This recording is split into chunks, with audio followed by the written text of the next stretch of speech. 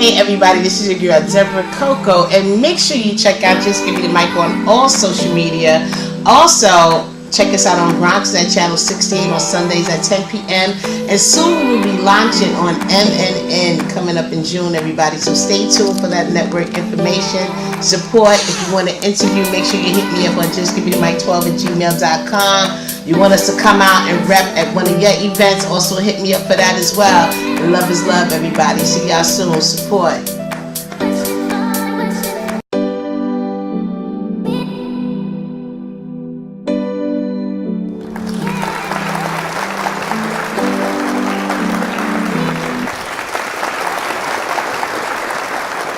Everybody, welcome to the Just Give Me the Mic show.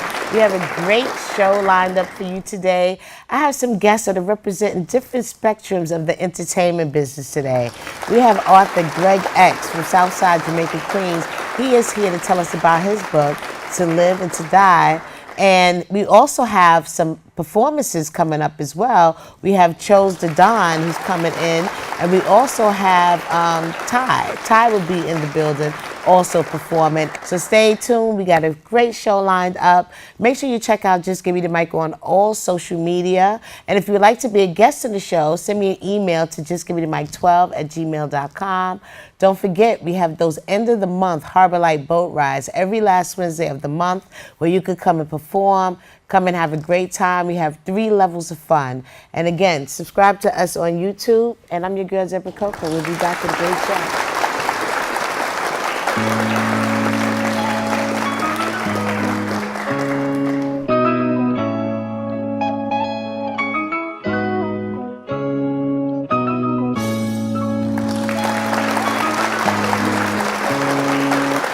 Hey everybody, I'm your girl Deborah Coco, and thank you for tuning in again to the next edition of Just Give Me the Mic. We have a great show lined up for you today. My first guest, coming straight out of Queens, Southside, right. Jamaica, Queens. We have Greg X in the building. No doubt. And I want to thank you for joining me and coming to share your story about your book, To Live and Die, And I want to get into, because I had a chance to read it, and one thing I wanted to start off saying that the story is a great story. Wow. You have a lot of messages within the story, like within the pain, within the struggle, there was also light, and there was self-awareness, Right. You was really, the thing that I got most, that you was really in tune of how you was feeling with the good and the bad, and you wanted to express that within the book, so others can, because I felt like I was kind of riding it with you as I was reading it, and whoever published it for you did an excellent job. Thank you. As far as switching the story, going back and forth,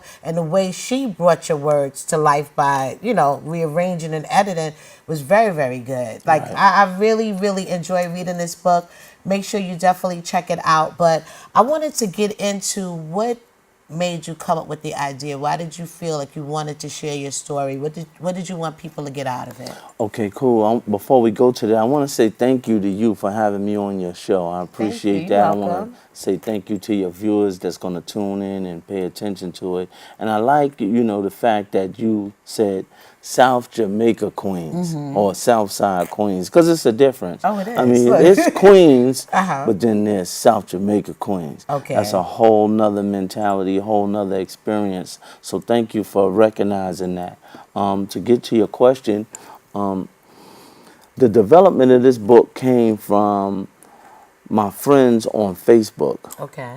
I'm the type of person that I kind of express myself, and I was expressing myself on my page one day, and I have a group of friends that we kind of tune into each other, and there was this chorus that you should write a book, because most of the things that I post, most of it is how I feel, or what I'm thinking, or what I'm experiencing. Okay. And I guess the way I articulated the way that I felt, they found it intriguing, and so it became this loud. You should write a book. You should write a book.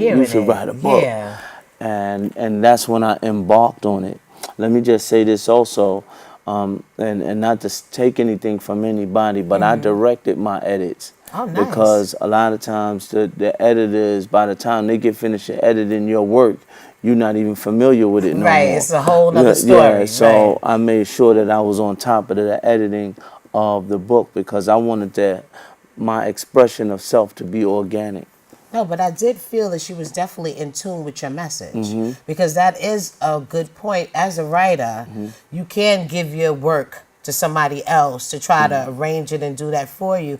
But if they don't know really you, your message, they could get lost in that Yes. translation. You Yes, know what I mean? absolutely. So I could tell that you went in, probably was like, here, no, but it's definitely you. Yeah, yes. It's definitely you. I've seen some of your live in the Wow. morning, you Wow, know, okay. and it's always, to me, powerful messages within the way that you speak. Like, you don't seem like a person that really wastes words to Wow, I me. You appreciate know what I that. mean? I appreciate And that's a that. saying in itself. Like, Wow. you definitely have meaning, and I get it. And I was definitely interested in sitting down because, like I said, there's a lot of messages in the book, and you went all the way back. Yeah. You know, you went all the way back to childhood, and I'm thinking about, in comparison to children now at 9, 10 years old, and where you were at 9, 10 years old. Like, you were kind of forced into a world at a young age. It wasn't too much park.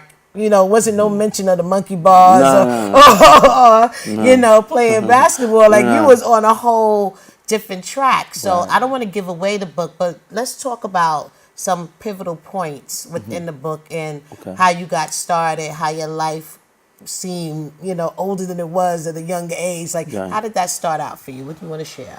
Well, I mean, when it starts out, to me, what sticks out is when I was in front of my house, when I was, you know, remember I was selling the Franks or what have you, and the guys approached me with the concept of the black man being God. Yes. Now, I'm coupling that with the suffering, like, you know, and not really identifying that as suffering or poverty. Right. You know. Because it's your way of life. Right. That's all you know. Absolutely. Right. Poverty, like, you know, and my parents, you know, being subjected to drug addiction and stuff like that in that kind of household, you know, I kind of responded to it in a way that would allow me to be to some degree comfortable. Okay. You know, I work with guys that's incarcerated, and one of the things that you see them hustle for within the penitentiary is amenities. You're just trying to get comfortable in an ugly situation. Yes, you know what I'm saying? Simple things. Just want the simple things. Yeah. So and at that time, as a child, even then, I didn't know it was poverty, but I knew to some degree that I was uncomfortable. Right. Some things was missing, like some elements. Yes, absolutely. Not in place, right? Absolutely. I was just thinking about, like, me as a parent, right? And thinking how you want to give your kids everything, you want them to have it all. And then you have that struggle. Do I get this drug? Do I go get this food? Do I pay this bill? Like, I couldn't imagine, like, even that in itself is you know, that made me feel like some type of way. Because when you got kids to feed and responsibilities and that drug is calling and you can't say no, like, I don't know that feeling. Right. You know, I can only imagine. Absolutely. So you being a young child, you have siblings, you know. And like you said, I saw the thing about the Franks, and it was like somebody brought it to your attention young. You know, who are you? Right. Made you look inside at a young age to try to figure out who you are and what you could do. Like you said, you stopped eating the pork early. Right. You know, you went through your own changes as a young person. Yeah. You know what I mean? Yes. So you already showed some discipline. For sure. But then the streets is there. The money's calling. Who are the images that you see when you step outside that are looking like, wow, they got money, they got cars, they got this. Yes. And you're like, I want that. Right, you're right. You know? So how did you handle that? Like, let's get into that part. Growing up, early teens, getting a little money, and then, you know. Shout out to the nation of the gods and the earths. Right. You know, in the beginning when the guy was telling me about who I am, and they, you know, introduced me to what we now know today as the supreme wisdom. Yes. What we called back then 120 lessons. You know, even then it gave me the foundation of my black skin. Right. You know, because without that foundation, my self-esteem probably would have been beat down. It's not no probably about it. we just had this thing about if you're black, get back. If you're white, you're right. Right. Little black jokes, black spook, this, that, and the other. Without that teaching, it would have crushed my self-esteem. Right. But just like you said, again, going back to the amenities, even coming up then, where you can see what people's parents took care of them a little differently, that you could see that their garments, their clothes were different. It was more tighter, and I visit different people's homes, and I can see that there was clearly something wrong with mine. And so then there was those other persons that I knew that had made a decision that they wasn't going to wait what we call for a mystery God to bring us food. So That was a very interesting question. I'm not going to say what that was, but that made me think. You so know, we're going to get this money, right? And you know, and you know, in short, without telling the story, from that point on, I embarked on criminal behavior, on different levels of criminal behavior again, because I just wanted some amenities. That's it. I just wanted to be comfortable, you know. And see, that's the strange position of it all. What other choices do you really have? Like, even as an adult, you said you moved and you tried to get full-time, proper, just regular employment, you know, when you was in North Carolina. And how was you faced with that? Like, you know, you it's like, so imagine a 10, 12-year-old that needs things, don't really have no one providing these things. What other choices do you have but to go to the streets and embark upon things that you probably shouldn't be embarking upon, right? You know what I mean? Right.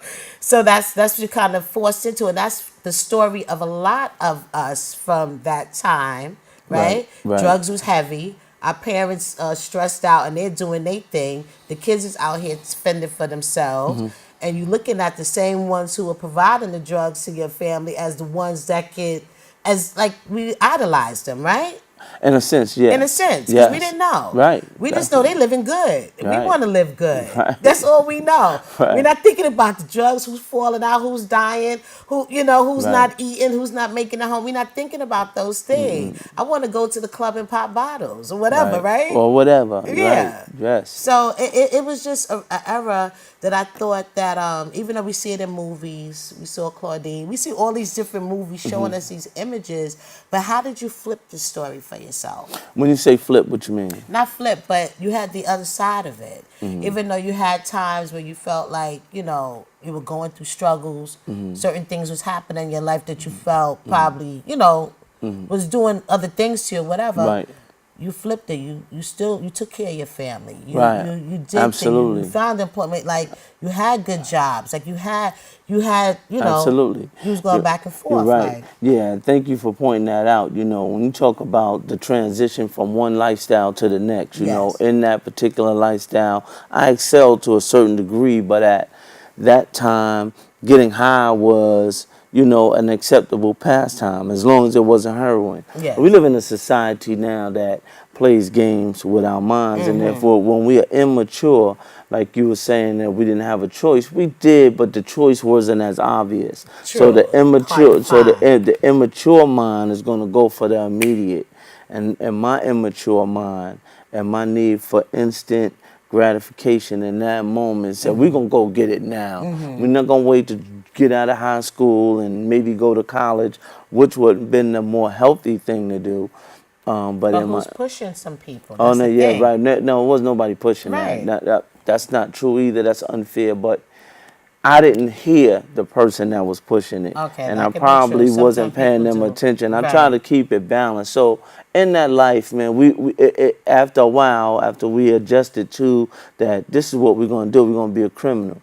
And that criminal lifestyle has its, you know, alluring, you know, presentations, the fashion, the women, sex, you know, cars, you know, the jewelry, the money, you know what I'm saying? The amenities are here now, and I'm eating different, I'm living different, and things of that nature, but I don't know that I'm up against something that's spiritual in nature. Right. And I don't know what you wouldn't know. The average person that's never been affected or impacted by drug addiction would never really understand the obsession and the compulsion that goes with using drugs. Right. And when it takes precedent over sex, over money, over amenities, and said, now we need your total attention on getting high. And that's what happened to me, you know, so to move through it quickly, and then those turnarounds. Something my aunt said to me when I was, me and my cousin, I have a cousin, you know, we was sitting at the table, and she, you know, me and this dude, we was the two mentally ill of the family, just, you know, you already know these two here, they just are not going to comply with Right. law or anything. Right, they have their So, own rules type of thing. so my aunt asked us at the table, she said, what kind of hustler don't have a job? And when she asked that question, I saw it fly over his head, but it you know, so when I finally did, you know, begin to make the transition, that's when I found out from the teachings of my mother now, who taught me basic manners, taught me how to interact with adults, people that's older than me, you know, taught me how to sit, literally how to eat, you know, basic things. My mother taught me, you know, before, you know, drugs totally engulfed her mind. Those fundamentals, respect your elders, that your day will be long on the earth. Those fundamentals actually carry me into corporate boardrooms. Yes, And learning how, you know, speak when spoken to, things of that nature. So they worked, and I found myself in corporate settings by day and criminal settings by night. So I was able to make the adjustment, you know, and Functioning you know, good with the both, so yeah. yeah. So when I did finally you know, get clean, it was important to me that my children not be subjected to the same things that I was subjected to. So if you see them today, I got some remarkable children, and you would never think, you know, because the rule in my house is only going to be one criminal here. Everybody else will be getting a degree or this, that, or the other, and I think that mentality is the mindset of a natural and true gangster. That's going to that's not going to direct their children to the liquor store, to the blunt man. You understand what I'm saying? To the pill man, and encourage them to be engaging of knowledge, that they will go and you know, get their education and find themselves either entrepreneurs. I got a daughter that I had to work for her for a couple of months, you know, because she had her own company in my downtime, you know, and she has two. I think she has a master's in biology and a master's and a bachelor's in nursing. So yeah, those are serious disciplines. Those are serious disciplines. Serious biology and stuff. Yeah, that is very serious. So very serious. That's an awesome achievement. You know what I mean? But I also wanted to say, like, how hard was it being truthful and putting everything into the book? Because some people, when they have to look inside, they don't really look inside. So how was that for you? Thank you so much. That's a very good question, and I'm going to raise this book up. Yeah, you pay attention. In this book, there is no lies. The only lie in there is the people whose names I changed to protect them because they're guilty. You know what I'm saying? I changed their name because they not right. They ain't never been right, and only God know if he's going to let them be right. And I say that truthfully with some degree of resentment and disdain. And that's the best I can do. So I was already prepared to be truthful before I wrote the book. Good. I had to be honest with myself, because I couldn't have never escaped the grips of drug addiction lying to myself. You know, it was no sense in wasting time blaming the white man. It was no sense in wasting time blaming the government. I had to take responsibility for all of the things that I had done to myself in this life and others.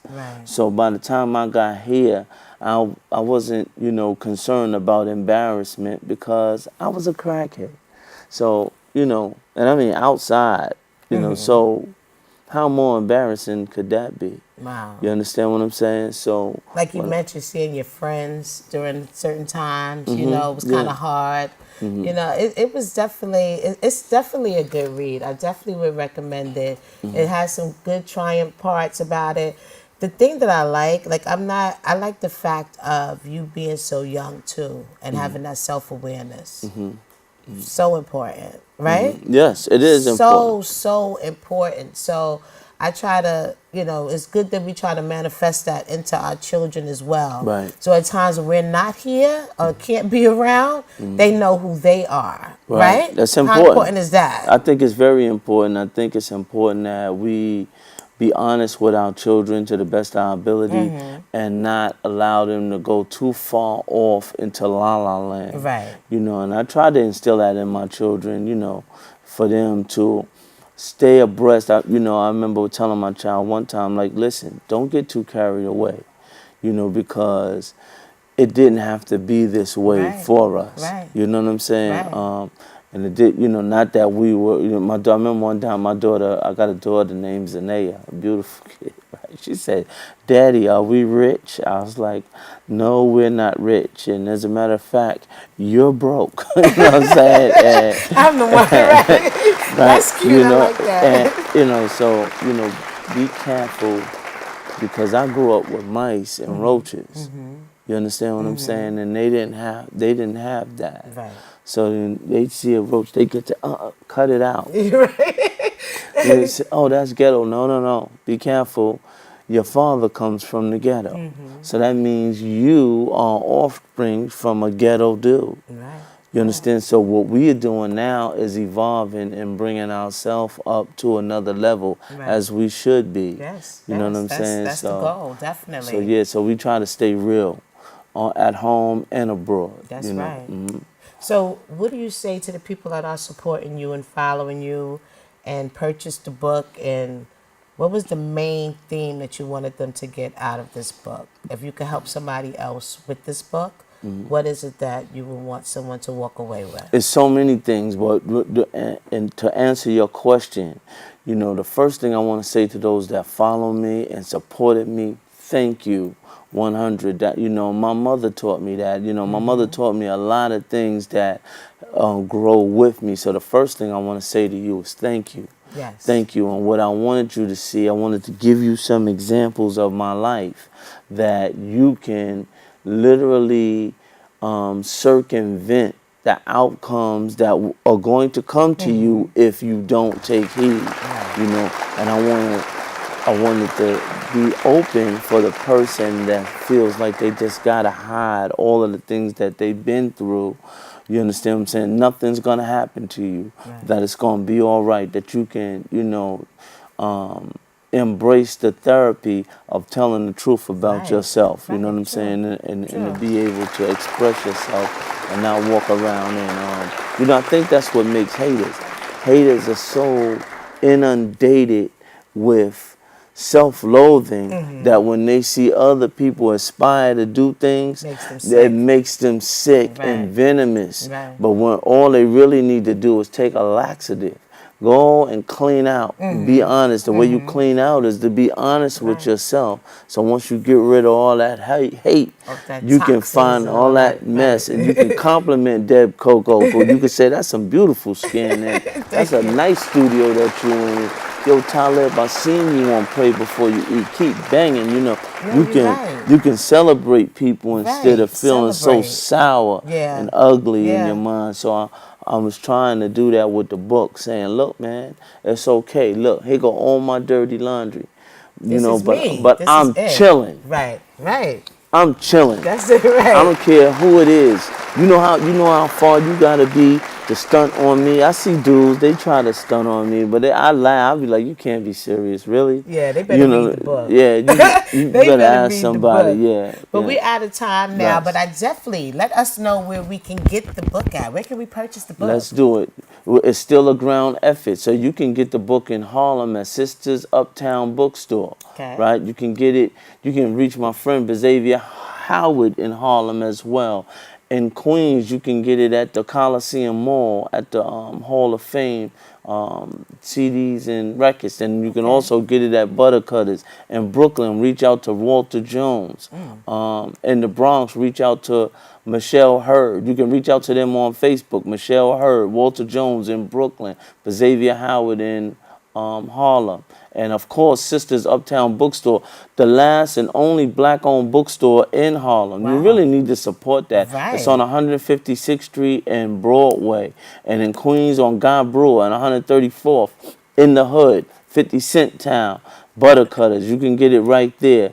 You know, so there's a number of places, and of course you can reach out to me, Greg X, and we ain't gonna stop there. You can get my book anywhere you can get a white man book. You can get it at Barnes and Nobles, you can get it at Amazon.com, or you can get it on my page from Book Baby Store. Just press the page and you can order it. In fact, I prefer you order it from there. Order it from my Facebook page at Greg X South Jamaica on Facebook.